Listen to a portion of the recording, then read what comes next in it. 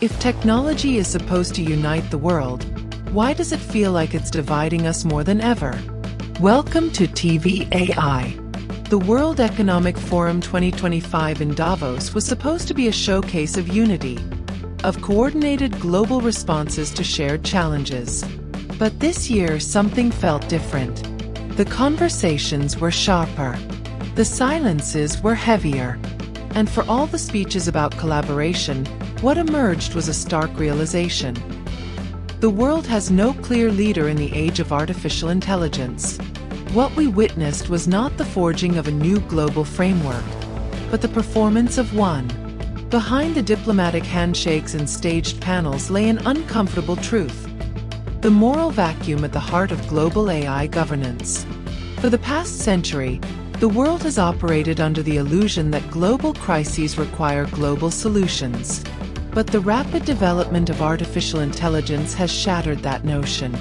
In Davos, the competing visions for how AI should be developed, regulated, and distributed weren't just different. They were fundamentally incompatible. On one end of the spectrum were the tech titans, CEOs of trillion-dollar firms whose reach now extends into education, defense, finance, and public infrastructure.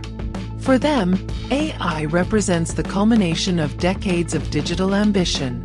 They spoke of innovation, opportunity, and progress, but remained conspicuously quiet when pressed on issues of algorithmic bias, worker displacement, and the weaponization of AI in authoritarian states. On the other side were nation-states, each grappling with how to assert sovereignty in a world increasingly dominated by data and code. Some called for multilateral frameworks, others for national AI firewalls. But missing from nearly every discussion was the acknowledgement that many governments have already ceded control of their technological infrastructure to private corporations. The United Nations attempted to fill the void. In a speech hailed as visionary by some and toothless by others, the UN Secretary-General warned that, without collective principles, AI will reflect not our values, but our market failures.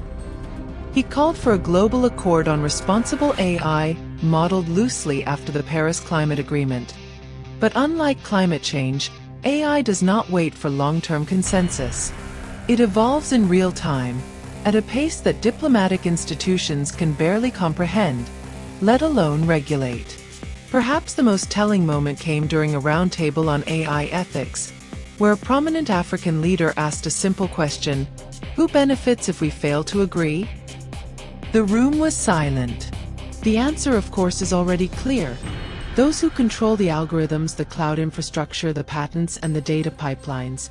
Those who monetize our attention and automate our labor. In short, the market. Indeed, the market has proven ruthlessly efficient at capitalizing on AI's power. But efficiency without ethics leads to outcomes no democracy can sustain.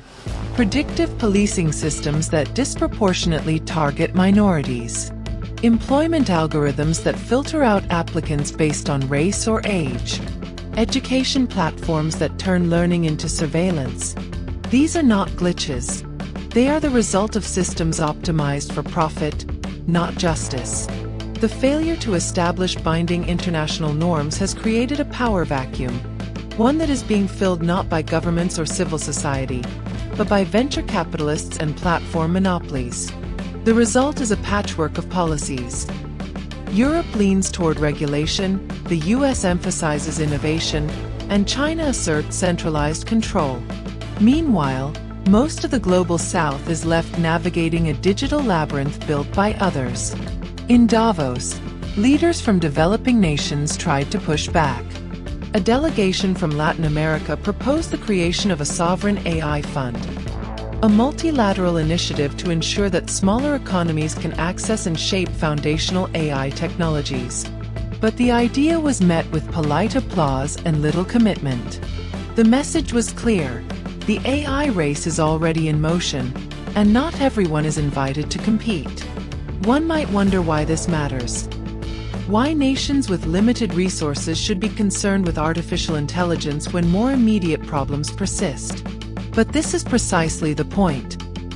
AI is no longer just a technological issue. It is a geopolitical force, a developmental divide, and a civil rights frontier all rolled into one.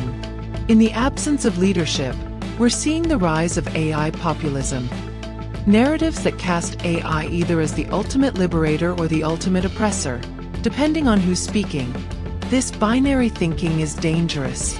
It narrows public debate and allows powerful actors to frame the conversation in ways that protect their interests. Even well-meaning reforms are vulnerable to capture. Ethical AI has become a buzzword, used as often by marketers as by ethicists. Voluntary commitments from corporations are praised, even when they lack transparency or enforcement. And calls for democratic oversight are drowned out by techno-utopian rhetoric about inevitable progress.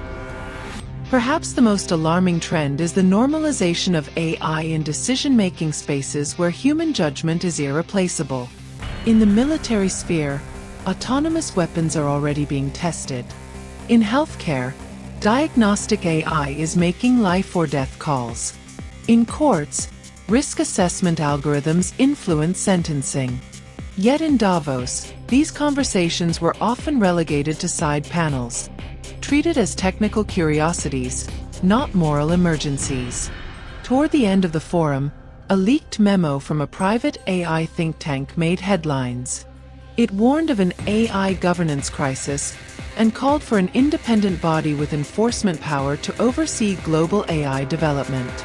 But who would fund such a body? Who would recognize its authority? Who would comply when it's inconvenient to do so? These are the questions that Davos failed to answer. Instead, the forum concluded with vague promises of collaboration and another round of working groups. But for many watching around the world, it felt like déjà vu. Another gathering of elites talking about the future, while the rest of us are left to live in it. So what now? The path forward may not lie in grand declarations or global treaties. It may begin in local movements, cities, universities, worker coalitions, and civil societies demanding a say in how AI is deployed in their communities. It may require rethinking our very definitions of progress and success. But make no mistake, the stakes are existential. Not because AI will replace us, but because it may reprogram our institutions faster than we can protect them.